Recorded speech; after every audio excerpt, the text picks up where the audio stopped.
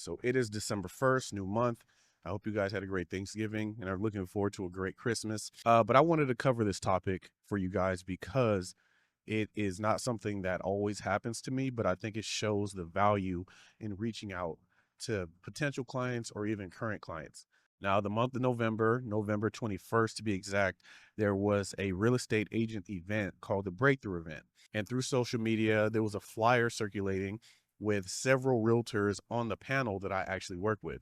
Them being on the panel means they're going to be up on stage speaking.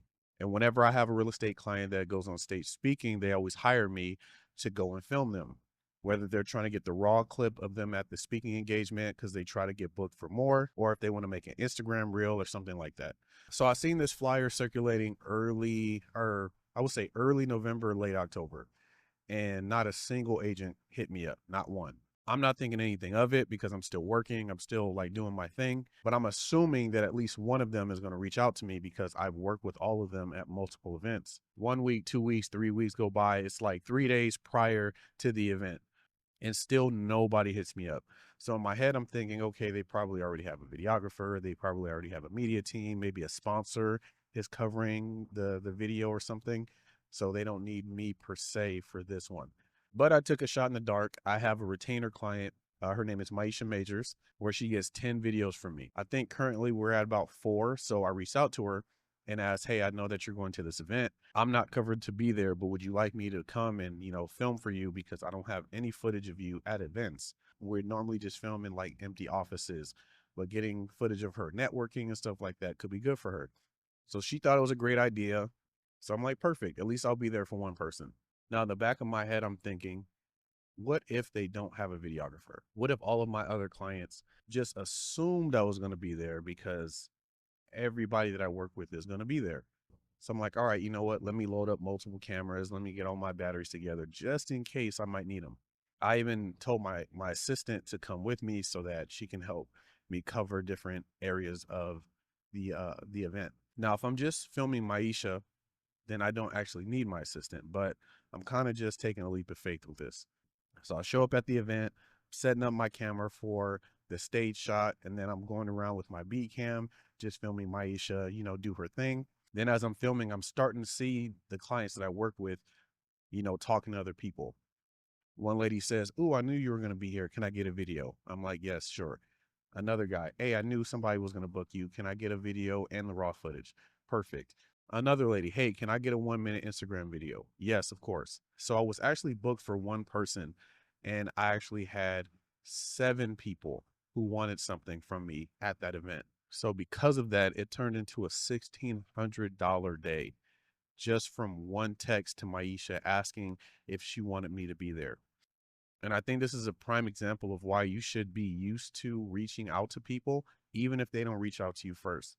Because if I would allow their assumption that somebody was going to book me, because every person said the same thing, like, "Oh, I knew you were going to be here. I knew you were going to be here. I knew you were going to be here," but I wasn't scheduled by anybody. And because I worked with 7 of these different people, they all assumed the next person was going to reach out to me, and none of them did. And when it comes to events, their minds are all over the place. So securing me is normally just a text message for them. And because they assume somebody else did it, nobody did it.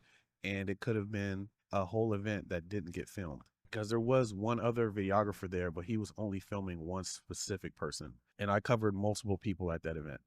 Now, the reason I'm bringing up this story is because one text message turned into $1,600. And I believe it was because repeating business takes effort on our part. We have to build the professionalism by reaching out to clients where we think they may need us. And the way that I do that is I pay attention to their social media. I pay attention to the flyers. I pay attention to the open houses and the listings that are just coming and all that stuff. When a realtor is showing an open house, or when a realtor is showing a listing that is about to hit the market, I reach out to them to see if they need any photo, video, Matterport, or whatever. If it's a vacant lot, maybe there's no house, it's just land. I can reach out to them and see if they need any drone pictures or drone work. There's even realtors who will reach out like, "Hey, do you guys know any videographers that will go this far?" If it's an area I don't mind going, I'll reach out to them. But it's one of the reasons why I love social media as well, because you have a chance to find ways that clients need you. And if I would have sat on my hands, if I would have been waiting for phones to ring, if I would have been waiting for those text messages to come to me, I would not have made enough money that week. You know, November was already feeling kind of slow, and I know it's because of the holidays and everything.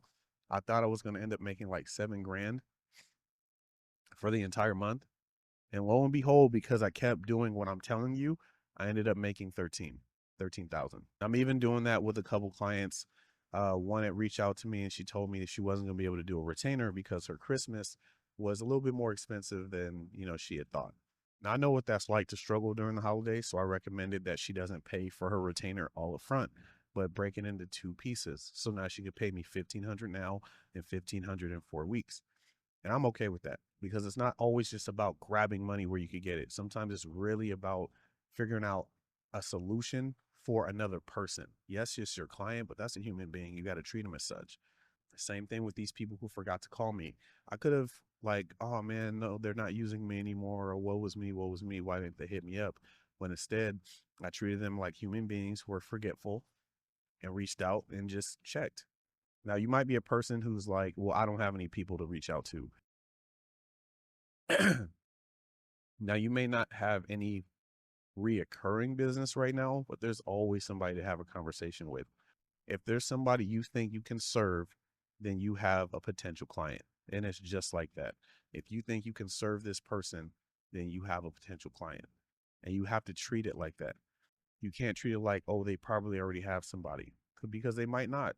There are videographers that move away. There are videographers that quit. There are videographers who, they don't give projects back in a good turnaround time and that client fires that person.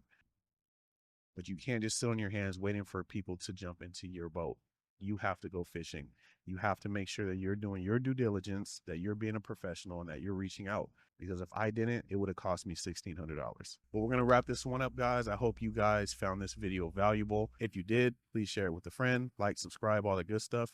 And I haven't forgot, I am going to be doing this Weeble giveaway on my live feed in a couple of days.